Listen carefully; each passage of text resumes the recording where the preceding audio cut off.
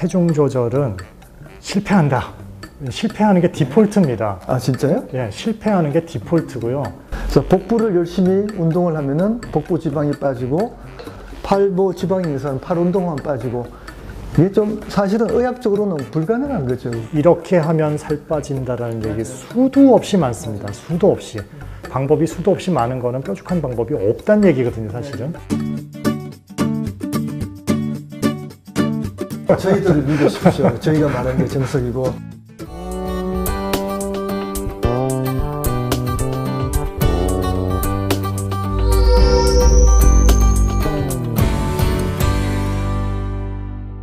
예, 안녕하십니까. 저희 다시 돌아왔습니다.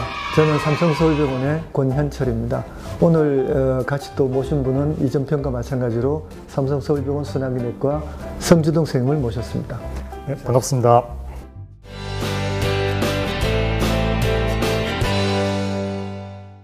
둘 다 별 살 안 찐 사람들이 나와서 이거 염장 지르는 거 아니야? 그러실지 모르겠는데. 근데 우리 체중이 우리나라에서 제일 흔하게 보는 체중 아니에요? 아닌가? 그런 건 아닌가? 뭐 옛날에 과거엔 뚱뚱했는데 지금은 말랐다는 뭐 그런 경험이 없죠? 없습니다. 네. 참 세상이 참 불공평해요, 그죠? 환자분들 중에 체중 때문에 너무 고민을 많이 하시는 분들이 많아요. 사실은 우리나라 비만에 대해서 병이다, 뭐 막 이게 실제로 뭐 전 세계에서 유행병처럼 펴주고 있다가 사실 서양의 얘기지 우리나라에 적용하기는 조금 과하거든요. 저희는 오늘 비교적 의학적 비만, 그러니까 내가 뭐 뚱뚱하니까 뭐 오태가 잘 안 받는다 뭐 이런 의미가 아니라 이 비만이 의학적으로 어떤 의미를 갖는가에 대해서 좀 논의를 좀 하려고 그럽니다. 제일 어려운 문제가 아마 나는 뚱뚱한가, 그죠? 비만이 무엇인가? 어떻게 정의를 하죠? 의학적으로도 사실은 혼란스러운 부분이 조금 있는데요. 보통 우리가 이제 비만을 정의하는데 이제 체질량 지수라고 BMI라고 보통 약자로 많이 얘기하는데 이 체질량 지수를 기준으로 많이 삼지만 그게 이제 가장 이상적인 그런 지표냐, 그것만 가지고서 이제 얘기해도 되는 거냐에 대해서 많은 비판들이 있는 게 사실입니다. 체질량 지수는 이제 몸무게, 키로수 몸무게를 신장, 미터 단위 신장의 제곱으로 나눈 값이 되겠습니다. 본인의 BMI를 계산하자면? 제 BMI가 22 정도 됩니다.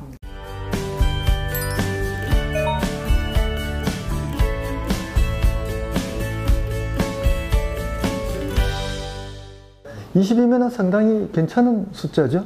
얼마 정도가 이상적인 숫자죠? 체질량 지수로 따져서 얼마부터 비만이라고 보는 거죠?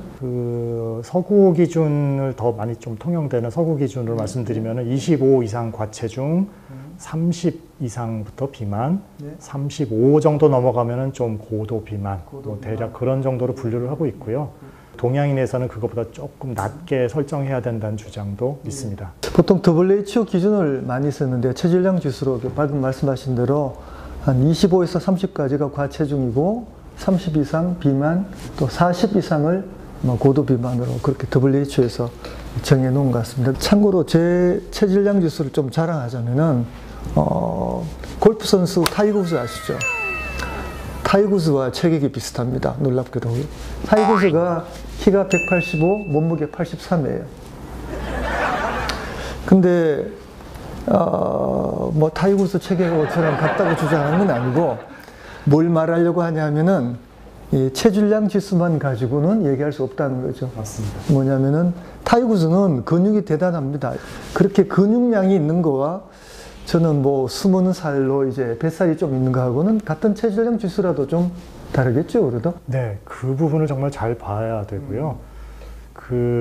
그래서 이제 같이 봐야 되는 게, 꼭 같이 봐야 되는 게 허리둘레라고 생각이 되거든요. 허리둘레가 그래서 중요합니다. 그게 보통 요새 이야기하는 마른 비만이라는 말을 쓰는데 그런 계통 아닌가요? 몸무게는 좀 말랐는데 이 뱃살은 좀 많이 나오고 그것도 좀 나쁜가요, 그게? 그래서 마른 비만이라는 용어 자체는 사실은 조금 이렇게 막 약간 이게 이상하게 들리잖아요. 그래서 좀 혼란의 소지가 있고, 저는 오히려 그거를 그냥 근육 부족이다로 바꿔서 얘기하고 싶어요, 차라리. 그리고 뭐 흔히들 이제 뱃살을 빼야 되니까 그냥 자꾸 복근 운동만 생각하시고 하는데요. 그건 아니고요. 그래서 복부를 열심히 운동을 하면은 복부 지방이 빠지고, 허리살이 있는 사람은 허리 운동을 하면 빠지고, 팔보 지방이 있는 사람은 팔 운동하면 빠지고, 이게 좀 사실은 의학적으로는 불가능한 거죠. 혈관은 심장으로 갔다가 온몸으로 가거든요. 그죠? 이 배근육을 많이 쓰더라도 배근육에 있는 에너지는 온몸에서 끌어다가 배로 갖다 주는 거기 때문에 복부 지방 빼려면은 열심히 달리고 굶으면은 복부 지방 빠집니다. 그죠? 맞죠? 사실은 그 소위 식스팩에 막 그 로망을 가지고 계신 분들도 있고 그런데요.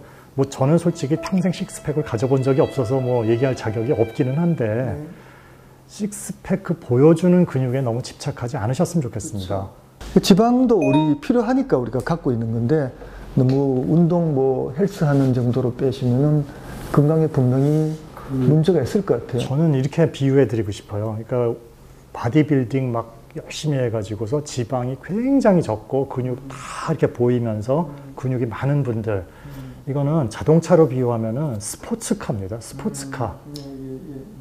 근데 우리가 그냥 실용적으로는 스포츠카가 안 좋거든요. 연비가 너무 나빠가지고. 근데 지방도 적당히 있고 근육도 적당히 있고 그런 균형 잡힌 신체가 사실 실용적으로는 훨씬 좋고요. 의학적으로도? 네, 의학적으로 좋고. 네. 보여주는 거에는 뭐 너무 집착하지 않는 게 좋지 않을까. 저는 뭐 그렇게 얘기해요. 저도 식스팩 있다. 다만 지방으로 덮여 있을 뿐. 우리 안에 모든 사람은 식스팩이 있잖아요. 그렇죠? 네. 남한테 꼭 보여줄 필요는 없죠. 비만이 되면은 제일 문제가 이제 심장 혈관, 뭐 심근경색이나 협심증이나 뇌졸중이나 이런 동맥경화성 질환들이 많이 늘어나거든요. 그래서 뭐 아마 이제 체질량 지수 30 이상을 뜻하는 것 같은데 그런 경우에는 심장혈관 질환의 위험이 한 3, 4배 정도 증가하고 또 놀랍게도 암의 발생률도 한 2배 정도 증가된다고 그래요. 지금 WHO에서 정리한 거 보면은 이 비만과 관련된 질환이 뭐 수십 개가 있더라고요. 수십 개가. 코골이, 그 수면 무호흡, 그죠? 살이 찌면은 이 코골이가 좀 심해지면서 건강을 해치는데 이게 수면 무호흡이 심장 혈관에 좀 미치는 영향이 좀 있나요? 상당한 영향을 미치는 걸로 되어 있습니다. 이게 결국엔 밤에 자면서 그 호흡이 제대로 안 돼서 산소가 저산소증에 빠지고 저산소증에 빠지니까 사실은 수면을 깨고 그래가지고 다시 잠들면 또 산소가 떨어지고 이걸 밤새도록 반복하는 거가 되거든요. 그러니까 심장에 상당한 부담을 줄 수밖에 없는 거가 되겠습니다. 이렇게 될 때,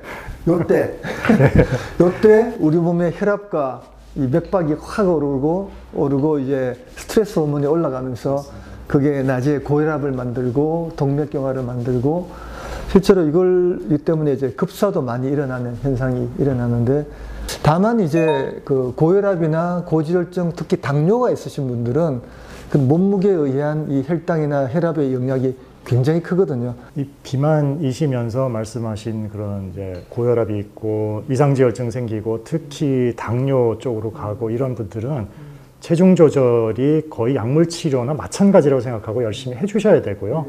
일단은 뭐 고혈압, 이상지혈증 또 특히 당뇨 이런 게 있으시다면 아주 비만 아니고 과체중이시더라도 체중 조절 노력을 분명히 해주셔야 됩니다. 꼭 필요하고요. 체질량 지수 한 30 이상 정도 되시는 분들은 현재 그냥 별 병이 없고 괜찮다 하더라도 이제 더 나이 들면서 문제가 생길 가능성이 상당히 높다고 보니까요.